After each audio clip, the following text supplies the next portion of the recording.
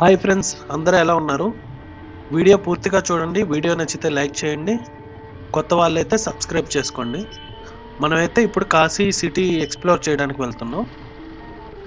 ముందుగా టెంపుల్స్, అమ్మవారి టెంపుల్స్, తర్వాత కాశీ ఫుడ్స్ ఫేమస్ కదా, అవి ఎక్స్ప్లోర్ చేయని వెళ్తున్నాం. కాశీలో మీరు ఎక్కడికి వెళ్ళినా కూడా ఇదిగో ఈ ఇరుకు సందులు మటుకు కామన్.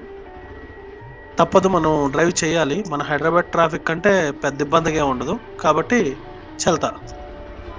ఇప్పుడైతే నేను వారాహి అమ్మవారి టెంపుల్కి అయితే వెళ్తున్నాను. కుంభమేళ టైం కాబట్టి కాశీకి కూడా ఫుల్ జనాలు వచ్చేసారు. అసలు ఎక్కడ చూసినా జనాలే, పోవడానికి చాలా ఇబ్బంది ఉంది. కాబట్టి డైరెక్ట్గా టెంపుల్కి వెళ్ళటం అయితే కుదరలేదు.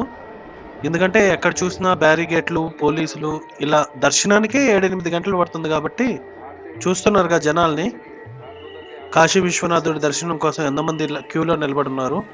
ఒక్కొక్కరికి 8 to 10 hours పడుతుంది దర్శనం. కాబట్టి మనకి టెంపుల్కి వెళ్ళడానికి ఎలా ఉందంటే డైరెక్ట్గా వెళ్ళటం లేదు, చుట్టూ తిరిగి వెళ్ళాల్సి వస్తుంది. ఎందుకంటే ఈ బ్యారిగేట్లు, వాళ్ళకి లైన్లు పెట్టడం వల్ల టెంపుల్కి స్ట్రైట్ రూట్ లేదు. ఇప్పుడు నార్మల్గా వస్తే 2 నిమిషాల్లో వెళ్ళాల్సిన టైము ఇప్పుడు 15 నిమిషాలు 20 నిమిషాలు పట్టుద్ది వాకింగ్కే. అలా ఉంది ఇప్పుడు. కాబట్టి నేను చుట్టూ తిరిగి వెళ్ళాల్సి వస్తుంది, ఘాట్లో నుంచి వెళ్ళాల్సి వస్తుంది. చూడండి, జనాలు అంతమంది ఉన్నారు. అసలు ఇసుకేస్తే రాలనంత జనాలు వచ్చేసారు. అసలు ముందు అఘోరి వెళ్తున్నారు, చూసారా? టెంపుల్ కన్నా ముందు వినాయక స్వామి టెంపుల్ ఉంది. ఇక్కడ ఆయన దర్శించుకొని టెంపుల్కి బయలుదేరాం. వారాహిమాత టెంపుల్కి కూడా ఫుల్ జనాలు ఉన్నారు. టెంపుల్ రోజంతా ఓపెన్ చేసి ఉండరు, ఎందుకంటే వారాహిమాత గ్రామదేవత, కాశీ గ్రామదేవత వారాహిమాత. ఇది వారాహిమాత టెంపుల్ ముఖద్వారం. ఇది టెంపుల్ రోజంతా ఓపెన్ చేసి ఉండరు. ఉదయం 4:30 నుంచి ఉదయం 8 దాకే ఆ లోపలే టెంపుల్ ఓపెన్ అయి ఉంటుంది. తర్వాత క్లోజ్ చేసేస్తారు. ఎందుకంటే వారాహిమాత చాలా ఉగ్ర రూపిణి. పూజారులు కూడా ఉదయాన్నే 4 గంటలకు టెంపుల్ ఓపెన్ చేయగానే 10 నిమిషాల్లో అలంకరణ చేసి బయటకు వచ్చేస్తారు. ఇక్కడ వారాహిమాత భూగృహంలో ఉంటుంది కాబట్టి డైరెక్ట్గా చూడడానికి ఉండదు, మనం కన్నంలో నుంచే చూడాలి. అమ్మవారి కంటే ముందు శివుని దర్శనం ఉంటుంది. ఆయన్ని దండం పెట్టుకొని టెంపుల్ లోపలికి వెళ్ళాలి. ఇదే గర్భగుడి, లోపల ఫోటోగ్రఫీ అలో లేదు. కాశీ అతి పురాతన నగరం అని చెప్పడానికి ఇలాంటివే కారణం. ఎందుకంటే మీరు ఎటు చూసినా శివలింగాలు, టెంపుల్స్, అసలు గుడి లేని వీధి, లింగం లేని గొంది మీకు కనిపించదు. కాశీలో ఫుడ్ కూడా చాలా ఫేమస్. మనం మామూలుగా జాంకాయ కొనుక్కుంటే ఎలా ఉంటుందంటే ఉప్పు కారం వేసి కట్ చేసి ఇచ్చేస్తారు కదా, ఇక్కడ చూడండి సపరేటు చట్నీ లాంటిది ఉంది. అంటే పచ్చిమిర్చి, జీలకర్ర, సాల్ట్ వేసి ఒక చట్నీ లాంటివి చేశారు. దాన్ని జామకాయలు వేసి మిక్స్ చేసి ఇస్తున్నారు. టేస్ట్ మటుకు చాలా బాగుంది. అసలు ఆ చట్నీ టేస్ట్ ఎలా ఉందంటే మనం నూడిల్స్లో రెడ్ చిల్లీ సాస్ వేసుకుంటాం కదా, కొంచెం ఆ రకంగానే ఉంది. కానీ టేస్ట్ మటుకు చాలా బాగుంది, రీఫ్రెషింగ్గా చాలా బాగుంది జామకాయ.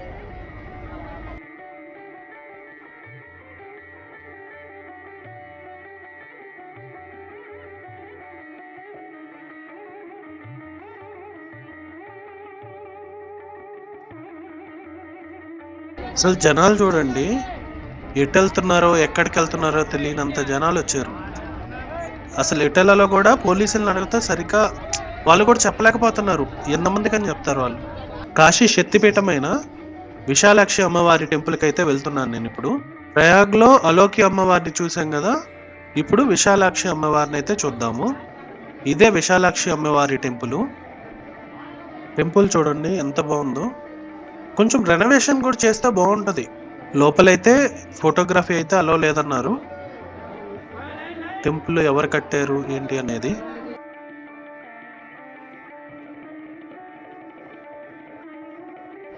ఇప్పుడైతే మనం సాక్షి అన్నపూర్ణాదేవి టెంపుల్కి వచ్చాము.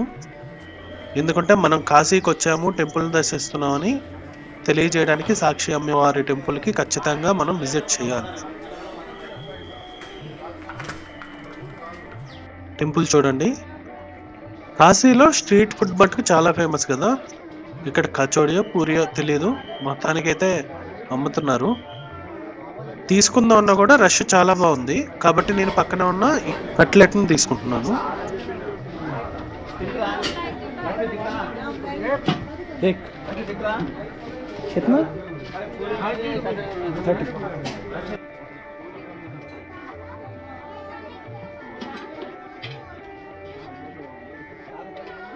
సమోసా, శనగలు, తర్వాత మామిడికాయ తురుము, కొత్తిమీర వేసి ఇచ్చేసారు.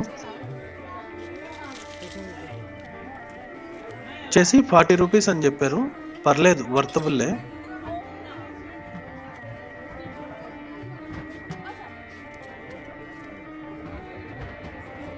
టేస్ట్ అయితే ఎక్సలెంట్గా ఉంది. ఎవరైనా వస్తే ట్రై చేయండి. కాశీలో ఎక్కడ చూడండి ఇల్లులాగా ఉంటుంది, కానీ టెంపుల్ అది ఒక గదులు కట్టి టెంపుల్లా కూడా చేసేసారు ఇక్కడ.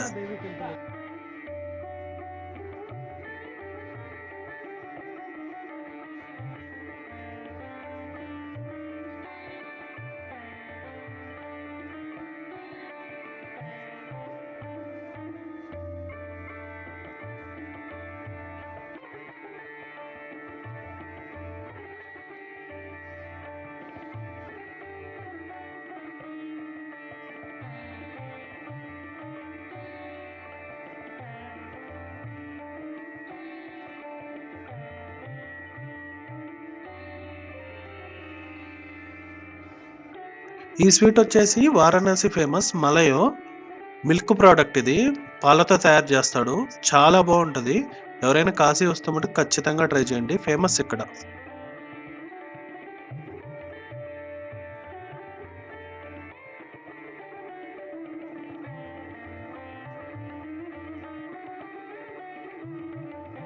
ఇప్పుడు నాకు వచ్చిన ప్రాబ్లం ఏంటంటే అసలు ఈ గొంతుల్లో నుంచి బయట ఎలా పడాలో అర్థం కావట్లేదు.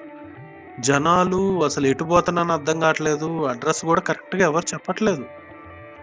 పోలీసులు కూడా వాళ్ళు కష్టపడుతున్నారు, బాగా కష్టపడుతున్నారు. చూడండి, నా ముందు ఫారినర్స్ వెళ్తున్నారు. ఎక్కడ చూడండి టెంపుల్కి లైన్లు, గొంతుల్లో నుంచే లైన్లు పెట్టేశారు. మనం దాడదామన్నా కూడా వాళ్ళు మధ్యలో దూరుతున్నామని దాటనీయట్లేదు. అలా అయిపోయింది పరిస్థితి. ఎట్టకేలకు కష్టపడి నా బండి కాడికి వచ్చాను. ఇప్పుడు బండి తీసుకొని రూమ్కి వెళ్ళిపోవాలి.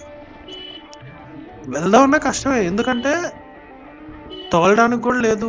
జనాలు హార్న్ కొడుతున్నా పక్కకి జరగట్లేదు. ఎంత హార్న్ కొడుతున్నా ఏదో నేను బండి తోలుతున్నట్లేదు, తోసుకోబోతున్నట్టుంది నా పరిస్థితి. ఏం చేస్తాం?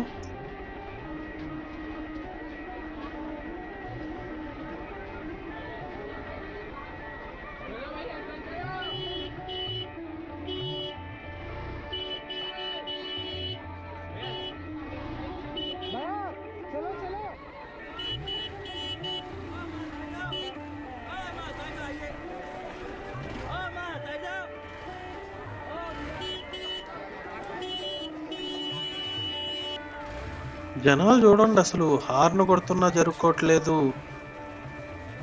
నేను వచ్చినప్పుడు అంతమంది ఉన్నారు జనాలు అసలు ఇక్కడ.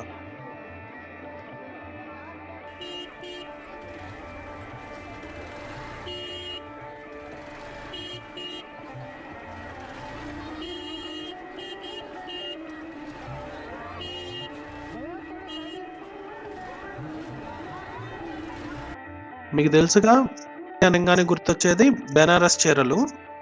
పట్టు చీరలు చాలా తక్కువ ధరలో దొరుకుతాయి ఇక్కడైతే. అసలు డిజైన్ చూడండి ఎంత బాగున్నాయి చీరలు. షాపింగ్ అయితే ఎక్సలెంట్. అసలు లేడీస్ వస్తే ఓ రేంజ్లో కొనుక్కొని వెళ్తారు. చాలా తక్కువ పట్టు చీరలు ఇక్కడ. 800, 1000 రూపాయలు. ఇక్కడ నుంచే చాలా శారీలు మన దగ్గరకు వస్తాయి. ఈ ట్రాన్స్పోర్ట్ అవన్నీ కలుపుకొని మన దగ్గర 5000, 6000 చెప్పే శారీ ఇక్కడికి వచ్చి తీసుకుంటే 1000 రూపాయలకి వచ్చేస్తుంది ఆ శారీ. లేడీస్కి అయితే ఒక భూతల స్వర్గంలో ఉంటుంది నిజంగా. వచ్చారంటే ఇంకా శారీలు కొంటానే ఉంటారేమో. ఇక్కడ వాళ్ళు చెప్పేది ఏంటంటే మ్యాక్సిమం రోడ్డు మీద అమ్మే వాటి కంటే షాపుకు పోయి తీసుకుంటే మీకు ఇంకా మంచి దొరుకుతాయి. ఎందుకంటే ఇక్కడ చాలా వరకు డ్యామేజ్ ఉంటాయి అంటారు, మనకు తెలీదు. కన్ఫామ్గా మంచి తీసుకోవాలంటే మ్యాక్సిమం మంచి షాపుకు పోండి, బాగా చెక్ చేసుకోండి. ఎందుకంటే వీళ్ళు 10 రూపాయలు 20 రూపాయలు తక్కువ చెప్పినా కూడా రోడ్డు మీద వాళ్ళు, అక్కడ మీకు క్వాలిటీ బాగుంటుంది షాపుల్లో. మ్యాక్సిమం ఏంటంటే 100 రూపాయలు 200 డిఫరెన్స్ ఉంటుంది కాబట్టి హ్యాపీగా షాపులకి వెళ్ళేసి తీసేసుకోవటం బెటర్. శారీస్ చూడండి, కలర్స్ కానీ డిజైన్స్ కానీ చాలా బాగున్నాయి అసలు. మా అమ్మగాని ఈ వీడియో చూస్తే తన్నద్దేమో ఒక్క శారీ కూడా తేలేదు ఇంటికని. అసలు ఆ ప్లాన్ లేదు, థాట్ కూడా లేదు నాకైతే. ఒరే ఇంత దూరం వచ్చాం కదా తీసుకోపోదాం అన్న థాట్ లేదు. ఎప్పుడైనా వెళ్ళి తేవాలి. చూడండి ఎంత బాగున్నాయి అసలు శారీలు, కలర్స్ కూడా చాలా బాగున్నాయి.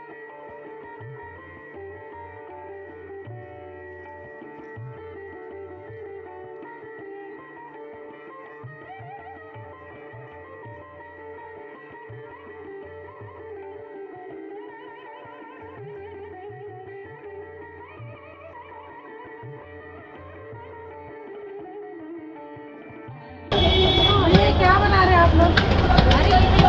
क्या है भाई? मोमोसा कितना? 20? 20 का 6. 20 का 6. ఓకే అలా 20 అంటే అంటారా? ఇప్పుడు వాటి 20కి చెయ్యి అంటే ఎంత? మన దగ్గర 6 100 రూపాయలు రా. సరే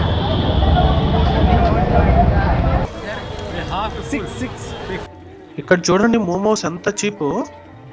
6 వచ్చి 20 రూపాయలు. మన దగ్గర 6 మోమోస్ 100 రూపాయలు తీసుకుంటున్నారు. ఎంత డిఫరెన్స్ అసలు. నాకు డౌట్ ఎందుకు మన దగ్గర అంత రేట్ అని.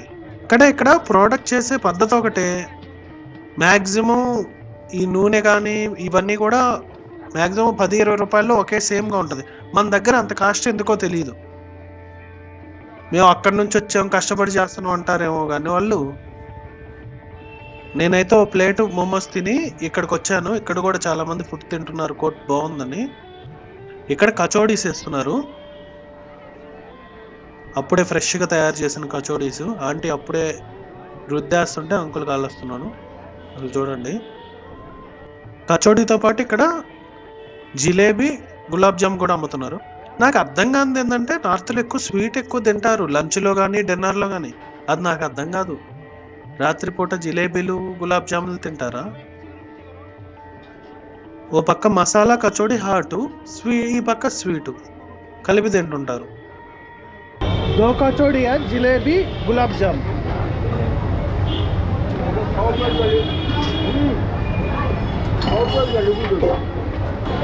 నేనైతే అన్ని ఒకసారి తీసుకున్నాను, టేస్ట్ చేద్దామని మనం కూడా ఎలా ఉంటుంది అని. 60. ఇది వచ్చేసి ప్లేట్ 60 రూపాయలు. కచోడీ కర్రీ అయితే చాలా బాగుంది, కానీ స్వీట్ నేను తినలేకపోయా. హెవీ అయిపోయింది నాకు అప్పటికే. ఎందుకంటే నేను స్వీట్ ఎక్కువ తినే మనిషిని కాదు కాబట్టి నాకు చాలా హెవీ అయిపోయింది.